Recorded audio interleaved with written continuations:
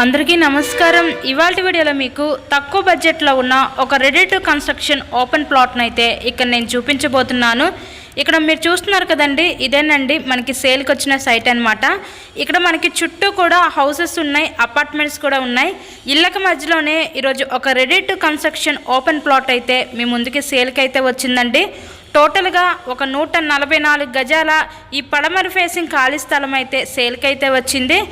So ఇక్కడ మనకి 144 గజాల ఈ స్థలం కాస్ట్ ఇక్కడ మనకి కేవలం 20 లక్షలకే సేల్కి అయితే ఉందండి.